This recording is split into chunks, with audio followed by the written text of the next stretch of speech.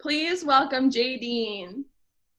Hi, everyone. Thank you for having me, Sam. Of course. So for those who do not know, I met Jaideen after I had gotten in a car accident in 2015. She worked with my chiropractor, and she was, I don't even remember what you were doing to me. I think something with my spine. I don't know. I was laying down. I remember that. I was laying face first Yeah. in this like massage bed thing. And we were talking, and I for some reason just spilt my guts to this girl and told her my entire story. And then she got me to follow this dream of going into social work that I was too scared to do. And she talked me into it. And now I'm a social worker. So I literally owe my life to Jaideen, for anybody that would like to know that. No. Yes, I would not be where I am right now if it wasn't for you. Literally, like butterfly effect, you were a major piece of that. Love that. So Jaideen, first, can you tell the listeners a little bit about yourself? Yeah, of course.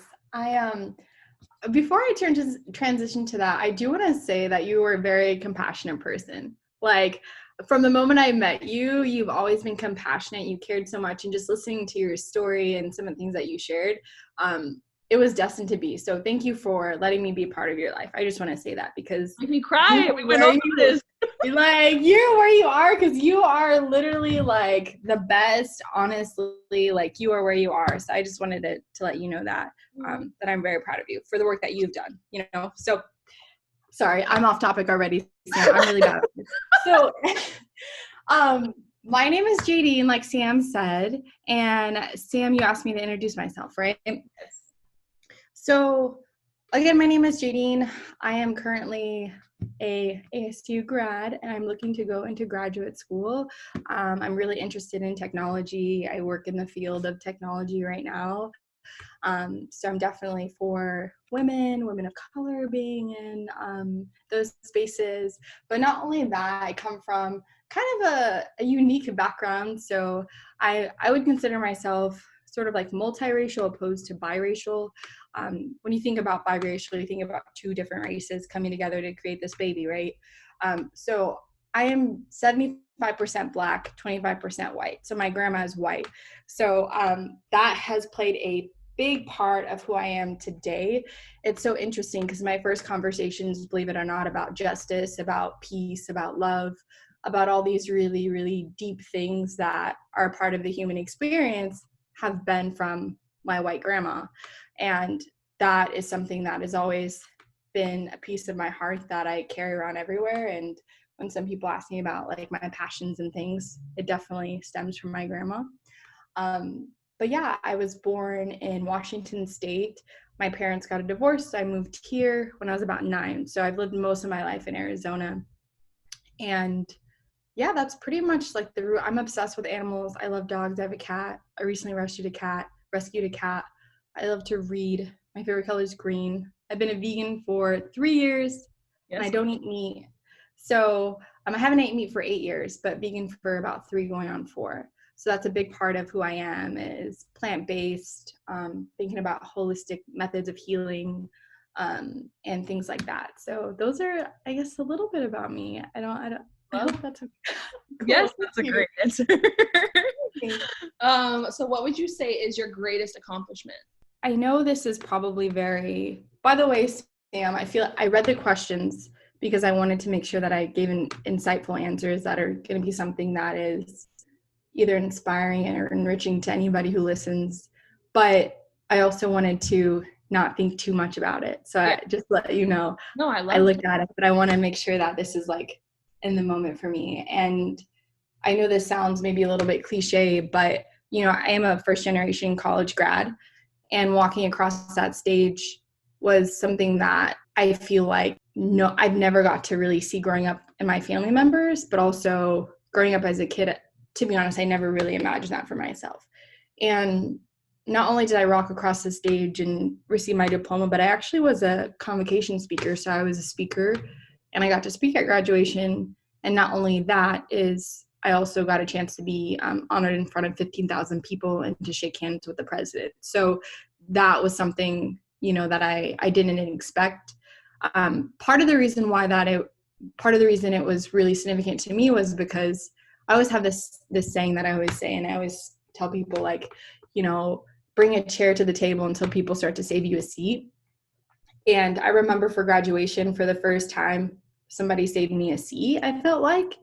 And there was a chair in the very front row in front of this big ASU stadium. And for those of you who are locals and know where Arizona State is, it's a big public university. So you can imagine it's one of the biggest, I think, in the country. So the stadium can fit thousands of people.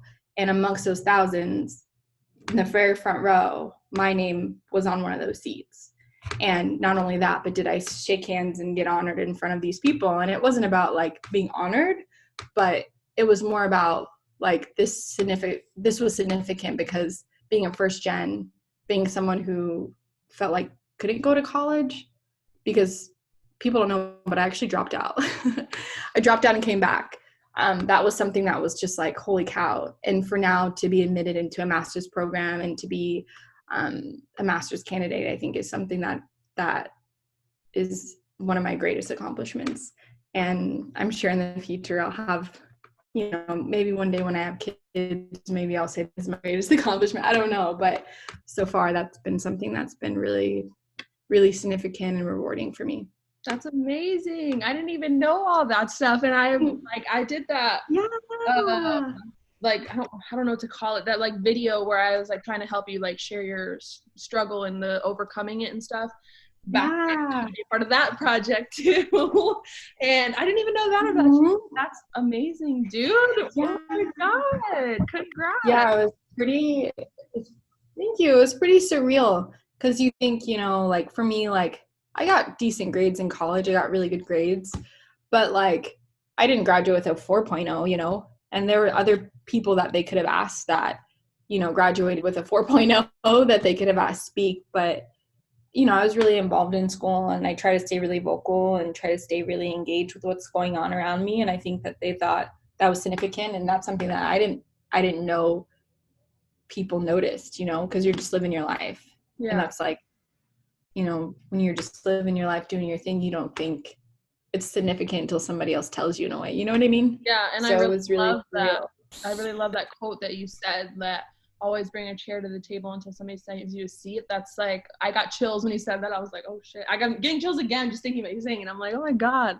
I love that. That's like such a good, intense. That's a good, like hard worker quote to like inspire people. Love that. Thank you. Love that. Definitely put a lot of tears. Huh?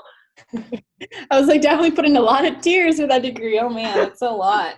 A lot going to school. Freaking me out. I actually just started this last week my process towards becoming a BCBA on Monday. Congratulations. That's like so yeah, no, it's terrifying, but you're gonna rock it. Like you're gonna kill it. Oh my gosh. So hopefully I'm excited. Next month I will be a ABA tutor, therapist. Wow. And after that I am on my way to my own master's degree to get a BCBA. And I've never gone to college, so I'm starting now, freshman. Like, I love it. Yeah, you're such a world shaker, though. You're such a world shaker. Love it. I'm so freaking scared. Anyways, not about me. It's not about me. No, you're good. You're good. What is your dream job or current career, and how has the color of your skin affected the process of pursuing a career?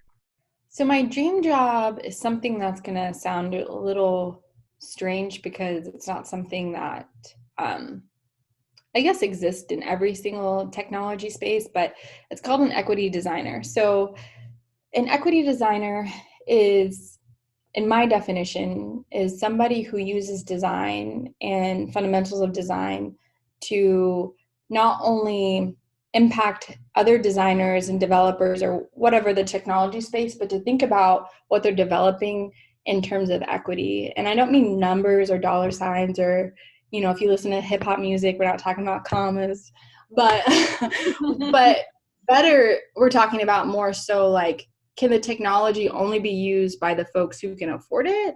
Or are we actually creating technology or creating kind of innovative systems that can reach other folks and also be able to benefit them all equally? And that's something that I would call equity to design. So ideally, I work for a tech company now. Ideally, it would be to kind of jump up in the ranks and continue to do that work with the company that I'm with. And so I hope that can happen soon. But as of right now, I do more customer facing things as a technology instructor, which is really fun and I love it. And it's something that I really enjoy, and it's something that I get experience with, especially groups that that maybe technology, because of what they have access to, or maybe just because of the demographic, or because of the age. Sometimes there's a big learning curve. And so I find myself teaching those folks how to use technology, and it's awesome. It's a lot of fun. Being able to do that has got me through college, helped me pay for college, and has helped me to see the world differently, because my company, the values and the way that we view the world are honestly is phenomenal, and has deposited so much hope inside of my heart about the future. So that's kind of like where I want to go with it. I want to be an equity designer, or to work in the design space with some sort of, maybe if the title doesn't match up exactly, it just centers around that. Some kind of human-centered design manager. I don't know what they call it, but for me, equity designer, even if that isn't a field, we will create one. So for me, I know a lot of people, and it's a podcast, so people can't physically see me, but I do look very biracial. So my skin is, although I definitely look like a black girl. I have black girl features. I'm wearing braids right now. I look black, right? Yeah. Phenomenal. Thank you so much. So I definitely appear African American, but I also have lighter skin. So I've tried to be, especially doing more work with the community, especially in a lot of different community spaces. There's an aspect of colorism that I'd like to kind of touch on really quick, because I feel like I see a lot of people, and this could just be my perspective. I see a lot of people move up in the technology space, a lot of people of color who have moved up, but maybe not people that have the same hue as me, and which is not right. And a lot of times, in a lot of spaces that I see myself exist, not only do I feel like I may be the only one, but maybe I'm also the only one, but our skin color is a certain hue. So I'm like, I grew up, like, my mom's black, right? Like my sisters are black. Like, they, like, honestly, genetics are kind of, they work a little bit funky. So like for me, my skin is a little bit brighter, but all I know is black culture. So a lot of times I'm like, where are more black folks? Like, I see a lot of mixed race folks. I see a lot of people, biracial people, but sometimes I don't necessarily see a lot of, diversity of the black community represented in tech spaces. And a lot of times that's really discouraging, because it makes you feel like, well, what's up with this, or what's up with this, or why don't I see other stories represented in this space? And so that has been, I think, very discouraging. And I've noticed a difference. But colorism is a whole thing that in of itself that I feel like just stems from colonialization and, people glorifying, Eurocentric features and things like that, or whatever, or being like, I'll accept this much of a black person, but maybe I won't accept like a whole black person. Does that make sense? Like, maybe, like you're black, but you're not like really black. And that's kind of something that I feel like I've grown up hearing, but for me, that's so far from me, because again, my mom's black, my sisters are black, like, we're black. Like, I don't know what that means, but to maybe others, it's like, Jaideen's black, but she's not like really black. I don't know how listeners are going to take that, but for the conversation of colorism and how that can be discouraging for other black people trying to get into that space, I have felt that way. Now, and because there's low representation, just period, but when there is some representation, there is limited diversity in the kinds of black folks that make it into that space. So that was a very long-winded answer. So no, all of it was very necessary. Like I said, I want you to feel like you can go any direction when you're answering these questions. Like whatever you want to say, this is your moment to like use your voice on my very little podcast, but I still want to use it like however I can. Yeah, it's gonna be dope. It's gonna be super dope. There's a lot of I really love it. people that I'm talking to and I'm learning so much from too, and I'm really just excited to even just have these conversations, even if they weren't for a podcast. So yeah, I love that.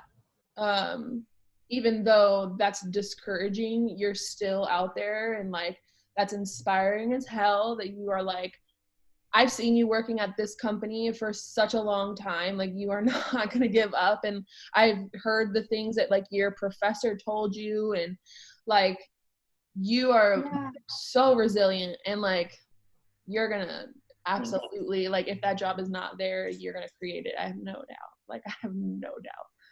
Thank you. I definitely hope so. So thank you. I will, of course. Go ahead. Oops. Oh, I was just going to share something that's really unique recently, I guess, in the tech space that I feel like I haven't seen in other jobs that I've had ever. Like I haven't had, I don't have like a 5-page resume full of jobs, but from what I've experienced so far, it does feel like I do feel very lucky to be in the space that I am right now. And the reason being is because for the very first time, I have Black leadership. And I talk to a lot of like my other friends, like people that I know, and they're like, man, like, I don't know, I never had a Black manager, or I've never had I never could come to work and have a real conversation like that. And I do feel very, very incredible that where I go to work, that if I'm having a day where I feel like something isn't right, which there has been those days, I can go directly to someone and they're going to take it into consideration. And they're not going to be the kind of people that are like, well, what did you say? Or, like, because this is a quote. And for those who know, but like not all skin folk are kin folk. So like, just cause, and basically it's just cause some people look like you doesn't mean that they're fighting for, maybe they just don't understand. And maybe they're struggling with some sort of self-hate maybe that they haven't discovered. And I've encountered that too. And that's very discouraging, especially as someone who's African-American trying to overcome whatever, like stigmas that already exist or systematic oppression, that if you feel like you don't have a safe place, even within your people, that's just it will tear you down.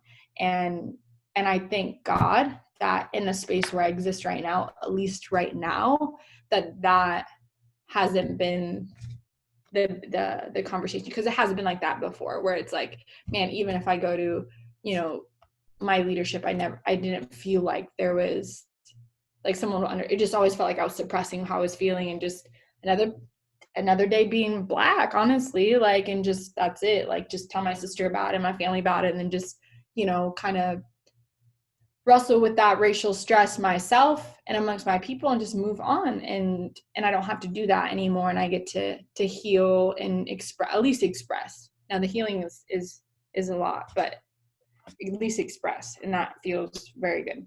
Yeah, definitely. I think that's awesome. And I'm so glad that at the minimum you have family to talk to and like talk about it, and friends and stuff that I know that you can go to. And yeah, there's definitely still going to be shitty people out there though, and there is. Have a manager that can understand you is so hard to find in workplaces. And it's amazing that you found that. That's really awesome. So the next question is, what is something that has been assumed about you solely because of the color of your skin? Like, there's a long list. I think like ghetto, uneducated, baby mama, like, I'm like, yo, I ain't nobody's baby mama. And the only baby I got is my dog, and his name is Moon. And he is a real baby to me, but I didn't conceive him, so I'm not a baby mama. And those are real things. Like, those are things that, believe it or not, even as an elementary school kid, I grew up hearing like ghetto, but like, what? Like, that didn't make any sense to me.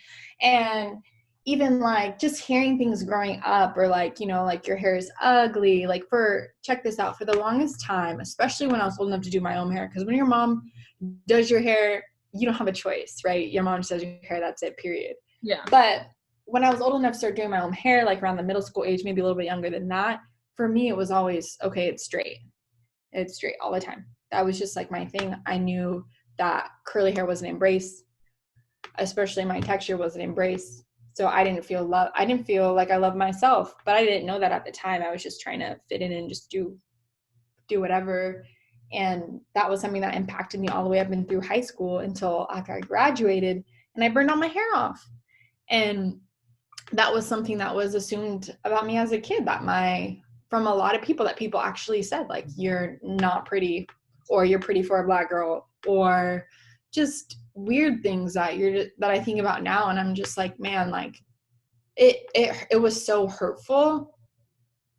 And I am so glad that throughout all those like weird traumatic experiences that I've found a way to overcome, because sometimes, you know, you get to a certain age where those words will kill like your self-esteem, you know, it'll kill how you view yourself.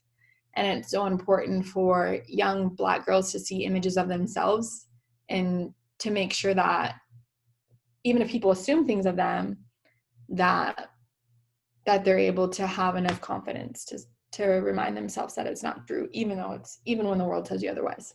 So also, like, being a meat eater, like, I can't tell you how many times I've told people I don't eat meat, and they're like, but you're Black. Like, that's the silliest thing I've ever heard. Like, what makes you think because I'm Black that I want to eat chicken and like, I love watermelon, don't get me wrong, but chicken, like, that's silly. That's immature thinking. That's very low.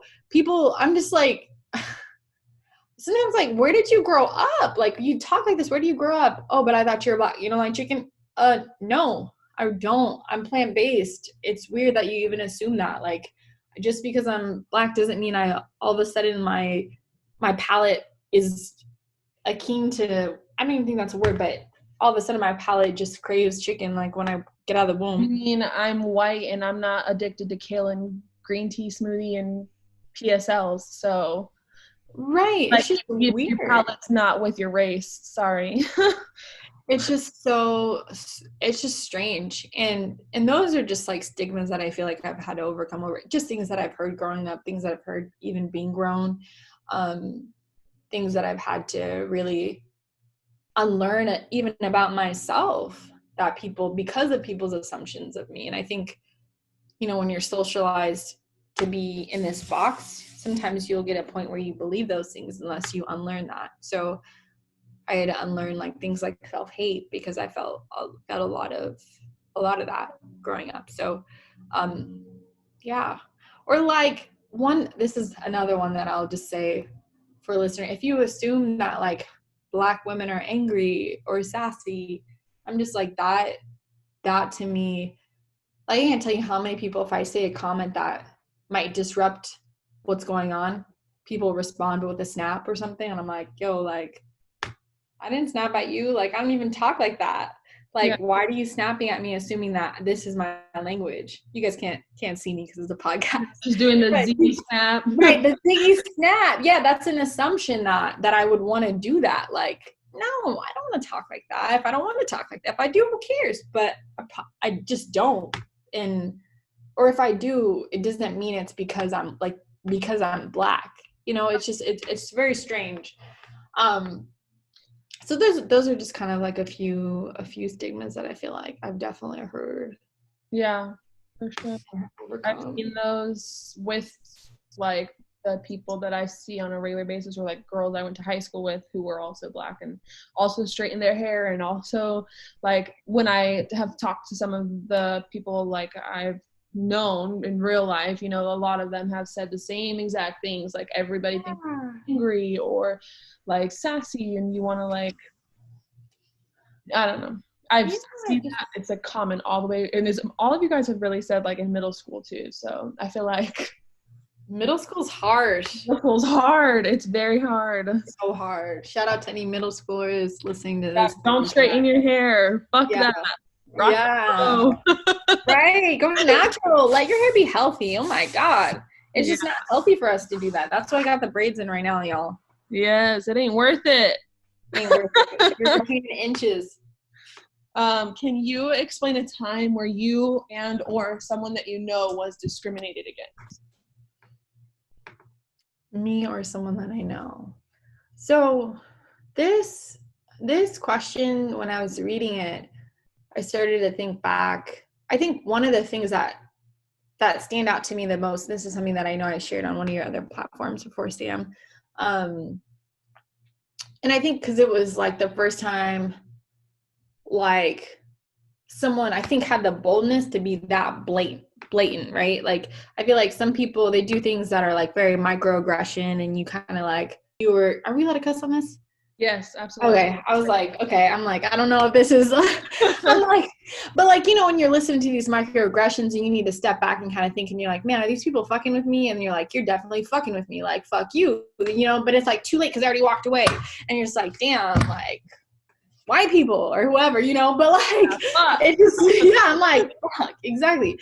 But I think one time, like I was saying that, I feel like it was just so blatant where I was just like, just the whole time I was just like, what the fuck is my life? Like, I am hella black. Like, this is when I felt that. I was like, when I went to college, and my professor basically said, people like me don't belong in that space.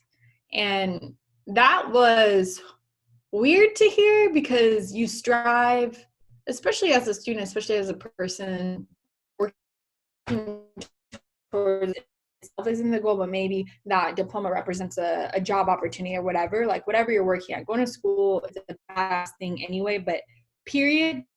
The fact that I was a first generation, the fact that I already felt awkward because I was the only Black person in the room, and that in that lecture, I think there was like one other guy, but this other guy, he was a foreign exchange student. They don't call it that in college. They call it international student. I'm sorry.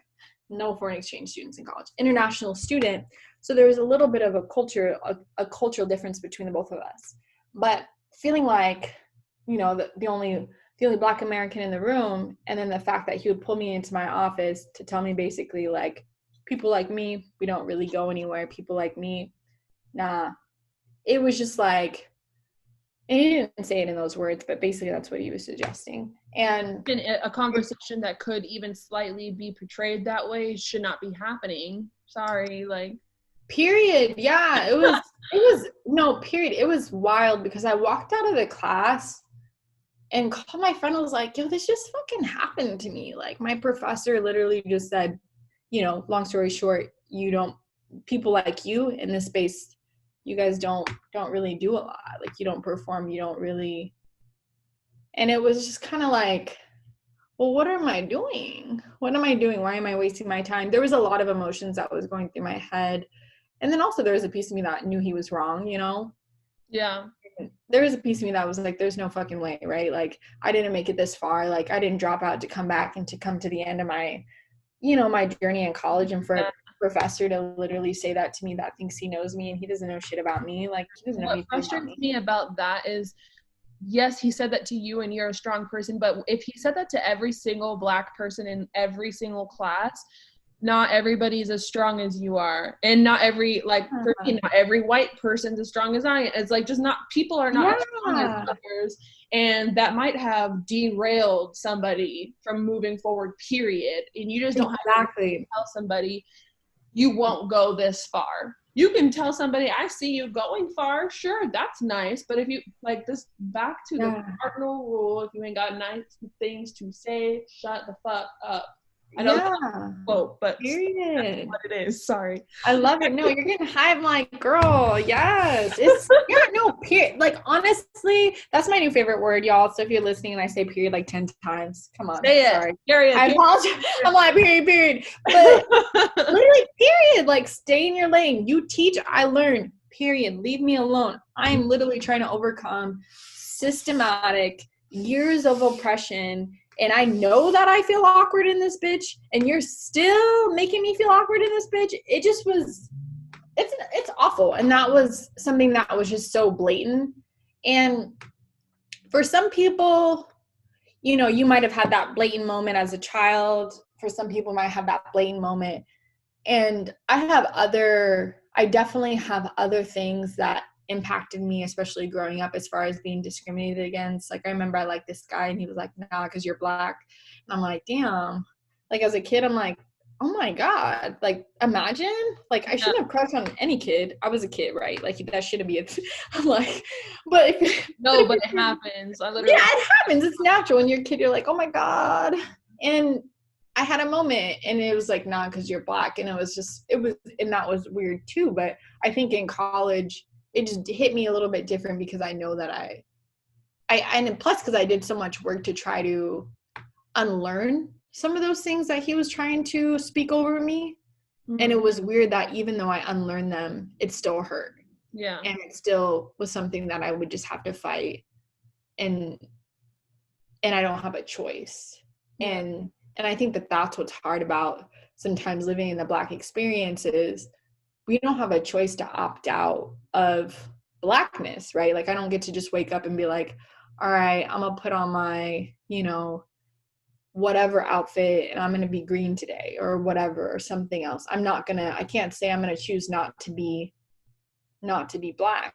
And which, you know, no matter what, I wouldn't choose to be anything else, but it's just something that you're just born in, and it's a beautiful thing. But the world in certain situations, you know, for him, I'm not gonna say the world, I'm gonna just say him, he was weird and twisted, but he was actually not working there anymore. So good. Maybe it's fucking telling every Black person they wouldn't make it. Fuck that guy. Right. They found out. And while we're on that topic really quick, I'm not trying to take it here, but I'm gonna take it here. Let's do it. People who keep saying Blue Lives Matter, please stop. You cannot tell me, like, while we're talking about it really quick, while you just said that. Right, let's do it, Sam.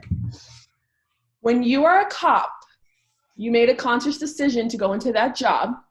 And when you are done, when you clock out, you get to go home and take off that badge and nobody fucking knows you're a cop anymore. You can argue that you are the most hated career right now. That might be valid. That might be very valid. Okay, it is valid. Everybody's fucking pissed at you right now. Right. But when you go home and you get to take that off, that is a privilege that a Black person does not get. Like, you don't get to go home and take off your Black. So fucking stop. Like, right. Say that, because it's true. Like, you know, and I grew up too, like, in the Christian community. Well, okay, there's a lot that goes into that. I grew up in a different community, and then half of my life in the Christian community. And a lot of the folks in that community that I know have reposted a lot, being like, well, you know, the cops, like, we love the cops to keep our cities safe, blah, blah, blah. I didn't grow up thinking cops were heroes. I'm sorry for actually, I'm not sorry. I didn't grow up thinking that.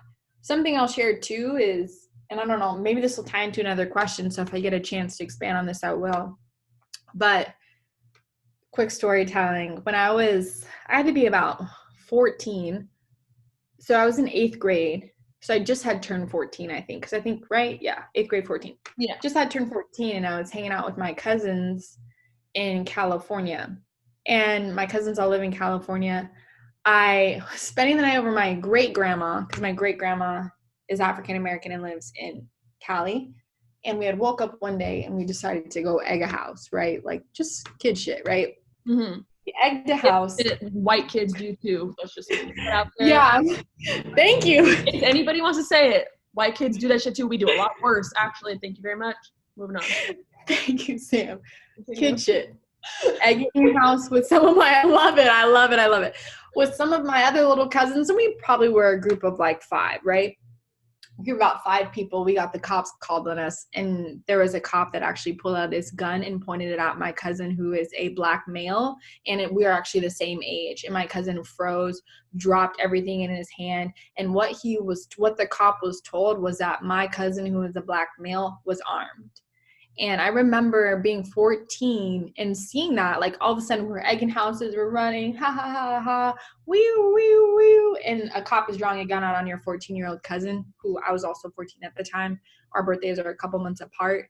And that was just like something that was weird to me, because I was like, is he about to shoot my cousin? Yeah. Like, it was so weird. I thought he was. I swear to God, I thought he was.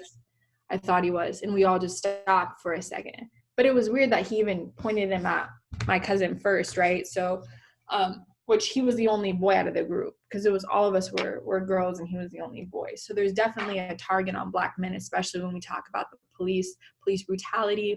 Obviously, it happens to all the Black community, but in that particular experience, I was like, wow, it's weird. It's hard to process as a 14-year-old. And I remember after that, just crying. Like, there was a lot of things follow that, but just crying. And I remember hearing his mom after it's a whole story, but basically after we had got back to my aunt's, after leaving my great grandma's, got back to my aunt, I remember hearing my aunt screaming at my cousin and reminding him that he was Black, and her screaming at him, being like, you are a Black man, or he's a boy, but screaming at him, telling him, you are a Black, and that cop would have shot you dead. And just hearing her just like scream at him. But it wasn't like a scream like she was trying to make him feel bad, but it's like the same scream that a lot of these moms either have to give their sons or have to scream afterwards when they lose them. It was like this scared, like she was scared. Yeah, it was like a frantic scream, like, that these cops will shoot you. You should never be out doing things like that, because if somebody calls a cop on you, they love, like, she was honest. She said they love to kill Black men. Mm-hmm. And that was something, like, growing up, that wasn't a conversation that I heard once, like I heard that growing up. So that was just like a quick story, but and those are things that, like, during the time, it's just so weird, because during the time you don't think that those are unique conversations, right? You just think that's life. Like, that is growing up Black, period. Like, you will have that conversation. You will have been around that conversation. Maybe if your parents didn't scream at you like that, you've heard it, you've seen it, you probably have heard it or been around it or been involved in that conversation. So you really know from your parents' perspective that they want to protect you, and that they are going to do anything, even if that means letting you know who you are in the face of a cop, which to a cop, they vilify Black people, and that's real. So and it's also, so I've said this in almost probably every podcast, so I'm sure every listener is gonna be like, okay, Sam, we get it. But where I stand on this is, from the cop perspective, and everybody that's supporting the cops in all of this, nobody's trying to bring up the good cops, right? That's not the point. Where if you have not participated in police brutality, you should not be trying to stroke your ego and putting all this energy, in my opinion, your energy should not be going first to standing up and being like, listen, before I will say Black Lives Matter, before I'll march with you, before any of this, before I'll post this, before whatever, I need you to know I'm a good cop. I need you to stop saying all cops are bad, because there's good cops. You are, like, in my opinion, the only reason for you to do that is because you don't want to be attached to the bad cop persona, the bad cop category. You don't want to be associated with that. And so you're trying to separate yourself. You don't want to be, you don't want to be looked at that way. Right. The only reason that would make a person have that mentality usually is your ego. Right. Like, if you are able to recognize the situation for what it is, you can separate that is, nobody's coming for you and saying that unless you've been caught doing that. Right. And they're going to look at you and be like, so your responsibility is to separate yourself, but you don't need to tell me that you would. I need you to just do it, and then I know you will. But you don't need to have this fight and this conversation first that, hey, I'm a good cop. We know you're a good cop. Mm-hmm. That's not the conversation. That's not the fight. Let's focus on the fight, because anything taking away from it at this point is just exactly that. It's taking away from it. Like, right. How I feel? No, I feel it. I feel that same way. Drop the ego. It's not about you. And the way that you keep making this about you is like really frustrating. Like, it's really frustrating a lot of people. And I'm 1,000% sure Black people the most. If I'm this heated, I'm sure it's like a times 100 when you see somebody trying to defend good cops, when that's not the problem that we're talking about. And if you could just like step aside from that, like, yes, that's valid, but like, I don't need to be stopping myself right now to tell you that's valid when I shouldn't. That's not the argument. That's like the whole like my house is on fire like thing that's going around right now. Right. Okay, great, but that's not the point. Seriously, please shout that. Say that for the people in the back, because there is right. Seriously, I had someone who I knew, and this is like, you know, from a faith community, that had posted, because her husband is a cop, like, thank God for my, you know, my husband in service, and he loves Black people, and thank you for your service. And I'm like, yo, cool. But like, I have not seen you post about Ahmaud. I have not seen you post about Breonna Taylor. I've not seen your husband, even a picture, not like social media is all that, because I know a lot of people are doing a lot of work outside of the social media. So just know, if you're doing that work, keep doing that work. Don't feel like social media has to validate that work. But I know for her, they're not doing that work, because I've walked with them in a portion of our life. I'm not walking with them anymore because for obvious reasons. Yeah. But I've walked with them, and I know that they're not doing that work. And the fact that they were so quick to defend her husband and his oath to his community, air quotes, she was not there to not only to honor the lives of the folks who honor, and to mourn the lives to have been taken from people, from communities of color, from the Black community. And to me, that's devastating. What she's doing is she's not creating peace. That's not creating peace. If you think at a time like this that bringing up, like you said, Sam, bringing up not all cops are bad is going to add, it's some kind of white flag of peace, or some kind of, it's not period. It's not. It actually, it's like, let me shit on you really quick. That's honestly what it feels like. I feel like people shit on me when they do that. Yeah. And it really is a shitty message to send people, why people are hurting, because although cops do, they're sworn in, they have an oath to protect communities, but historically they've not protected a Black community.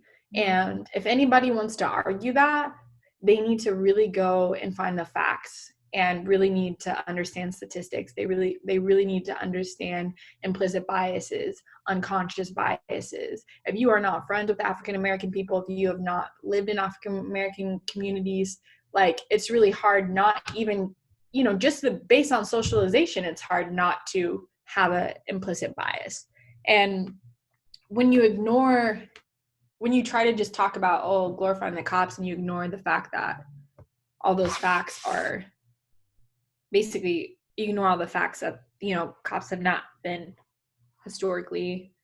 I'm going on a tangent. I'm trying to wrap this up. Sorry, Sam. No. You're good. Thank you. Talk about it. This is what it's for. Thank you. I don't care. I'm going on a tangent. I really love to talk. I really do. I love to talk about this. Literally, like, talk. Thank you. Thank you for creating this space. And so when cops are operating, when people are, anyway, if you're endorsing the cops, if your center focus right now is cops and good cops, you're shitting on the Black community, you're shitting on allies that are trying to do this work with the Black community, just be quiet, period. If that's all you can bring to the table, just stop. You're not adding to the table, you're not throwing up a white flag, you're actually shitting on people. And I can't have it on my timeline. I unfollowed her immediately. And not because I'm petty, but because we're talking about life and death at this point. And life and death. Yeah. And because if somebody, and this is really my perspective, if somebody were to, because I have 5 adopted siblings, 2 of those adopted siblings are men. These are Black men. Mm-hmm. And if somebody were to take their life, and she has the nerve, like, the correlations are just it just hits too much at home for me. and it's life or death, and I just have to unfollow, period. And she doesn't deserve a conversation. I don't need her. I'm sorry. I don't need her explanation. She's already been in my DMs before about things that I posted, so it was just not even worth it. But anyway, that's how I feel about that. It's hard because I have a law enforcement family, so it's like difficult because I'm like, I know that not all cops are bad, but it doesn't matter in this moment. Like, in just the same way as I know every white person isn't racist and every black person isn't angry, and it doesn't, that's it's not the point. Like, you know what I mean? That's not the point. And it's like, you can show that by not trying to throw yourself the guilty party, like just make yourself feel better. Like, you're not, this isn't a protest to try to make everybody feel more comfortable. We're trying to get uncomfortable so we can make the change. And like, for all the people that are trying to just stick up for themselves, like, what do you get out of making your point right now? Are you going to be adding to the Black Lives Matter movement by everybody stopping for a second and saying, yes, you're a great cop? What does that add to this? Nothing. So why are you doing it? The only thing that's going to add to it is you're going to feel better about yourself. And at that point, that's not being productive to the problem, because nobody needs you to be feeling better about yourself. What you can do to feel better about yourself is to use your voice and do the right thing. And then you'll feel great. I love you. Man, if y'all could see Sam's passion right now, like, I would love for just I'm done. This interview's done. Drops the mic. Like, that's halfway.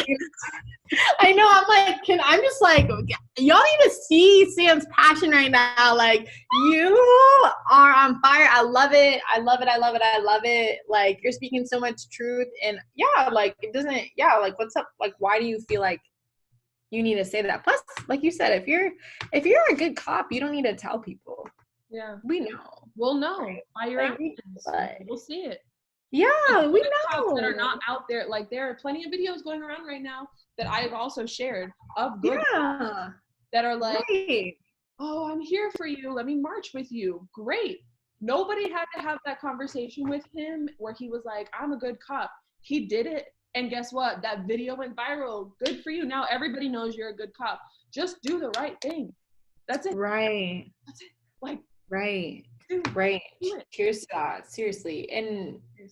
And the crazy thing too about, even the Black experience too, is when I think about, George Floyd and Breonna Taylor and even Ahmaud, and those are Ahmaud wasn't killed by the police, but one thing that I think about that all of these things represent is just a much more rooted issue, that this is almost like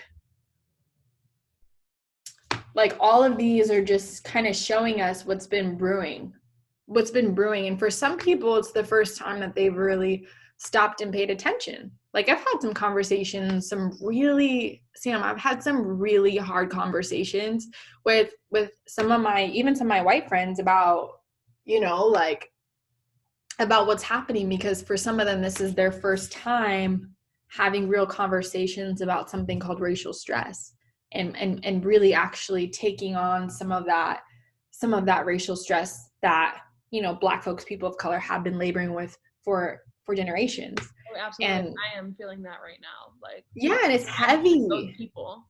I am this is the first time I am getting woke to my white privilege and to what people have gone through. I told one of my friends, and I'm going to tell you too right now, like, you're a friend of mine that I've had for a long time. And before this, when people would say like white privilege, I would always be like, I'm not white privileged. I grew up homeless. I do everything for my Black friends. If you try to say one bad thing about my Black friend right now, I will fight you. And I've gone out of my way to try to be there to amplify Black voices way before this was popular right now. Like, I've done this stuff. I'm not racist. I know I'm not. But that's not what white privilege is. And I learned that through this movement, that like, I am still white privileged. No, I'm not racist, but I was not I don't want to say not anti-racist, because I very much so do. I've had those conversations where I put my family members in check and stuff. Yeah, you're very active. You're very active. But I wanted to say, like, I am sorry, because I saw you, I loved you, and I respected you as a Black woman, but I didn't see you before this for what you have gone through and what you have gone through just because of the color of your skin. I didn't see you for that, because I grew up being told, don't look at people for their skin color, don't like judge people for their skin color, don't treat them differently for their skin color. So I have suppressed people's skin colors and like trained myself, like, don't treat them as a skin color, so much so that I didn't honor you for your skin color, for the things that, because of your skin color, because of your culture, make you beautiful. I didn't see you for that. And I didn't see you for like the struggles that you had to go through because of your skin color, which have also made you stronger. You know what I mean? Oh, yeah. So this is like the first time I'm gonna start crying. Sorry. Me too. No. Oh. This is like the first time that I'm seeing all of my Black friends, you know what I mean, for who they are. And like, I'm sorry for that. I love you, and I am like, I've always been proud of you, and I've always just thought, you know, you're a beautiful person and you're strong, but I'm seeing you for so much more now that I never saw before this movement, you know what I mean? So I'm sorry for that. Thank you. No, it was powerful, and that really touches my heart. I'm getting emotional too, and I knew this was gonna happen. You know, I knew that. I knew we were gonna. It's hard. I was like, it's heavy. You know what I mean? And it's heavy, and it's really interesting too, because I was listening to one of my bosses kind of share to their Instagram followers, and something that they said, they had like an Instagram live thing, and I like chimed in. One thing that they said that kind of is reminding me of this moment is he has a Black friend, and you know, he's having similar things that you're sharing too, like, you know, like, I was an ally, but like I'm stepping into this a little bit deeper, and that's really what it is. You know what I mean? Because it's like you said, and I can attest, you've always been an ally. You've always created safe spaces. Like you've always been about this. You know what I mean? And I think you're just going in a little deeper and understanding these things a little deeper, and, you know, going in a little bit deeper. And the same thing is happening with him. And one thing that he shared too was that, you know, his Black friend kind of asked, because he asked his Black friend, like, yeah, I want to, this kind of what's going on in my heart, like, you know, blah, blah, blah. And he said, are you sure you want to do this work? Because it's very heavy, you know? And he said, do you sure you want to do this work? Because maybe you might lose some friendships. Maybe some relatives might not be as close with you anymore. And that really is, there's a lot, even of white folks, non-Black folks, that are really taking on like this work, and they're taking on all of this racial stress and carrying that with us, especially to the capacity that they can. And thank you for that, for Sam, for other white folks that are trying to go deeper. And a lot of time that deeperness is within. Yeah. And that is the best work that you can do. And I always call it the inside work. And that place will wreck you. It'll fuck you up. Yeah. You know, it'll fuck you up on sight, because it has like, I didn't realize so much of what I wasn't paying attention to. And a lot of it I wasn't really educated to either. Like, until I watched these documentaries, I didn't learn a lot of this stuff in school. So I didn't really understand a lot. And I didn't know a lot of these things that are going around social media of these videos and stuff, because I've heard of things, but until you see it, you don't know. You don't know how how horrible it is. And that, I feel like, goes for anything, but just this in specific, it just literally breaks my heart, because like what you said, that's your brother or whatever. I didn't grow up with a family. My friends are my family, and that's my friend. That is like my friend turned sister. That is my friend's little like cousin, my friend turned sometimes my second mother. You know what I mean? Like I have such a family knit bond with each person I meet, and most of my friends, a good portion at least, are Black. And when I see these things, I'm like, that could have been my friend. And that shakes me to think about. That's my family, you know what I mean? Like, And the fact that I haven't seen people for who they are, I feel really guilty about that. So like, that's why I was like, I'm going to apologize to each one of my friends that agree to do this with me. And then after I record all these podcasts, I'm going to make like a public post too, apologizing to anybody else too that I haven't seen up until this point. But I wanted to say it first to people here, like face to face, you know? And yeah, no, for real. And I know that like some people don't really want the apology right now and all that other stuff. So I'm sorry if this is like, you know, bothering, but I just had to say my piece and admit kind of where I've been. And this is just something that's going to help me grow and accept and like kind of deal with that guilt. And I know that is making this about me a little right now, but I needed to do that for myself and for you and for all my friends that I haven't seen yet for who you are. Like that was not okay. And I love you and I'm sorry. I love you. That you're doing that inside work, that's heavy, Sam. Yeah. It's very, very heavy. And it is an overwhelming, because I've been in a couple of scenarios recently where we're talking about, I'm going to pause for a second and kind of start over because I want to talk about something really quick before I transition into that. But this time has been different. I think, you know, I'm 25 now, so I feel like I've seen a lot of the world, not like physically, like I haven't even left the country, but not yet. Hopefully, honestly, Sam, before the quarantine, I was supposed to travel. But anyway, that's I'm like, I was supposed to see the world. I was supposed to spend my 21st birthday in Hawaii. But anyway, I'm like, damn, that was crazy. But that was before the pandemic. But I feel like this time has been different for me. I feel like, you know, I've seen a lot of police brutality for a point in my life. And I didn't share this in the introduction, but I was writing for a Black newspaper, a local Black newspaper here in Arizona. For those of you who know, what's the, you know, it's the Arizona Informant. I don't really know. Sometimes I get worried about dropping names, but let's promote Black business.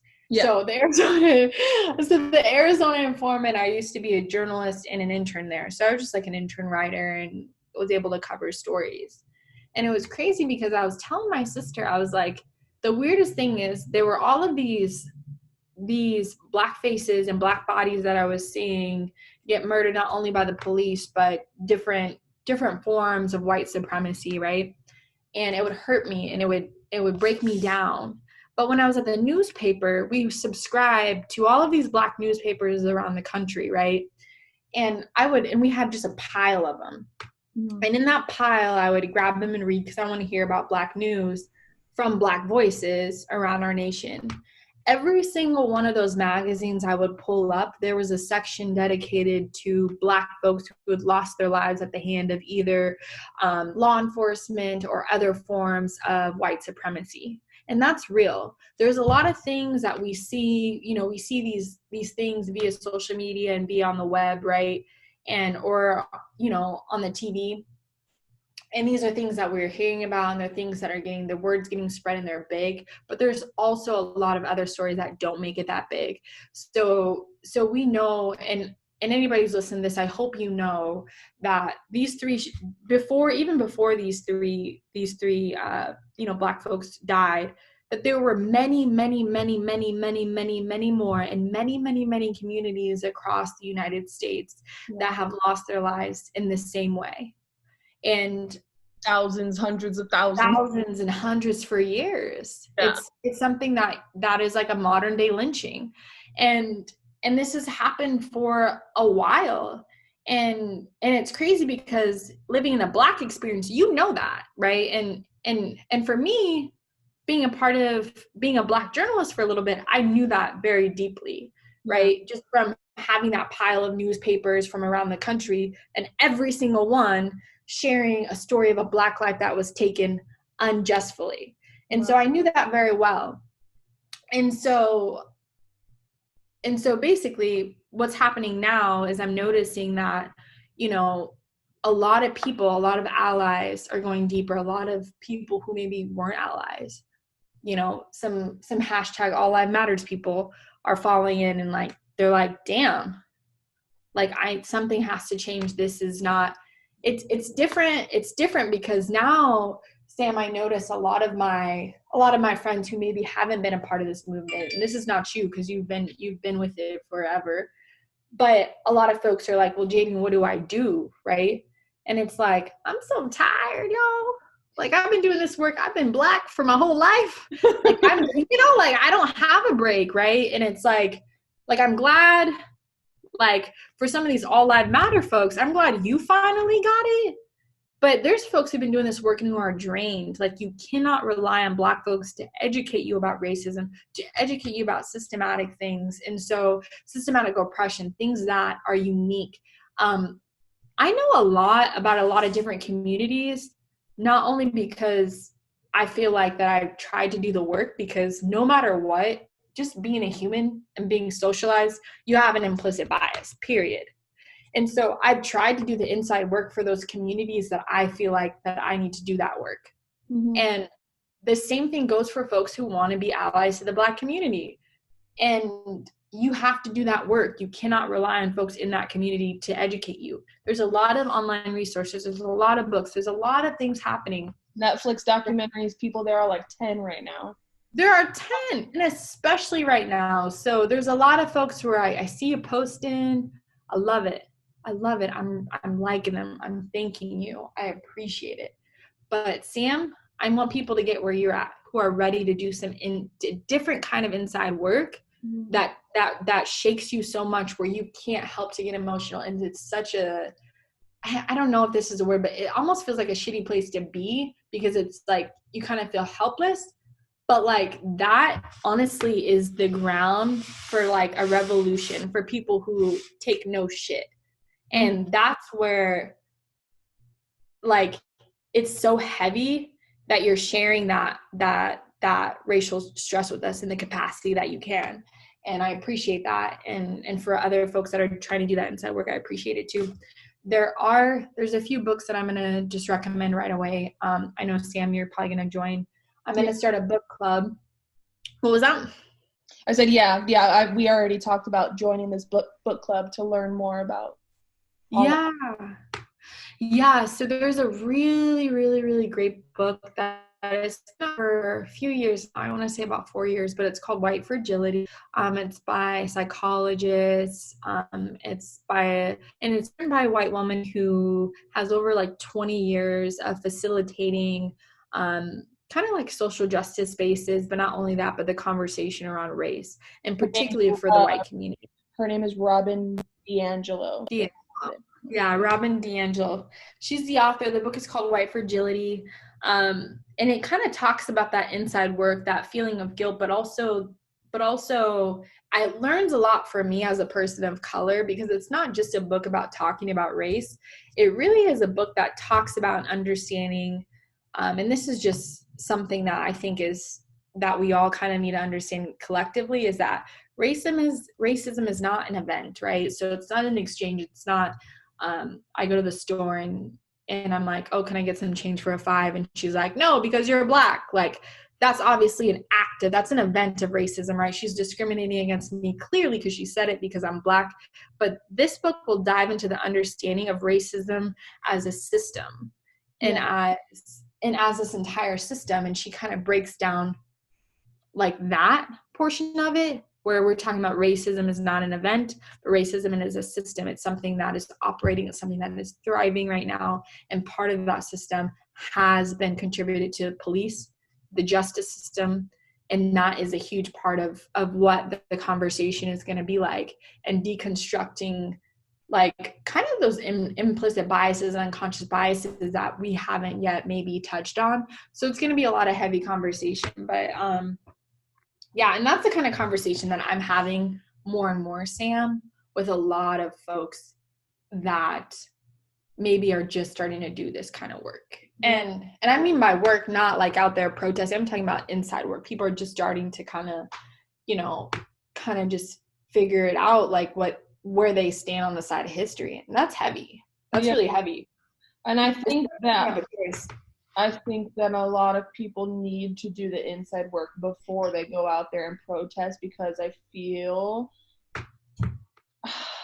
like it's very important to protest, but some people are doing it for the wrong reasons.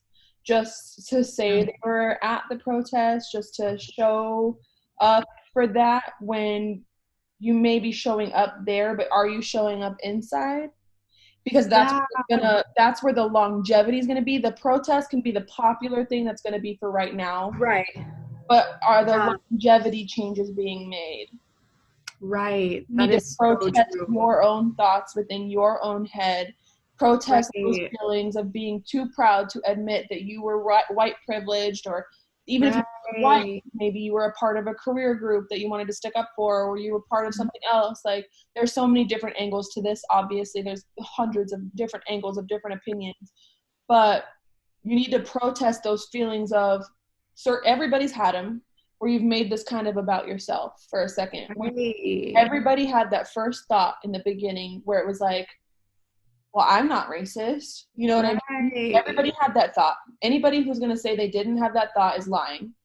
You tried to make yourself feel better at first by claiming like, well, good, I'm not racist. And anybody who had that thought, we need to just like think about why we went straight to that thought instead of straight to the thought of how can we stand up for this, and why is this not okay? We understand it's not okay, but why? You know what I mean? Let's dig deep into the reasons it's been happening, how long it's been happening, and why it happens, and why it's not okay. We need to like think about it, like further than just the popularity of the Black Square post and protests. You know what I mean? Personally, that's what I think. No, that's like the realest shit, Sam, because so I have a buddy who, no, that's like some real shit. So it says your internet connection is enabled. Let's see. I don't know why it's enabled. Yeah, mine just keeps saying that too. It's going back. Oh, okay. I'm like, are we still connected? I'm like, cool. Okay, so it's crazy that you say that too, because I had a friend who, we were talking on Instagram, and she had shared with me one of her experiences at a protest recently here in Arizona.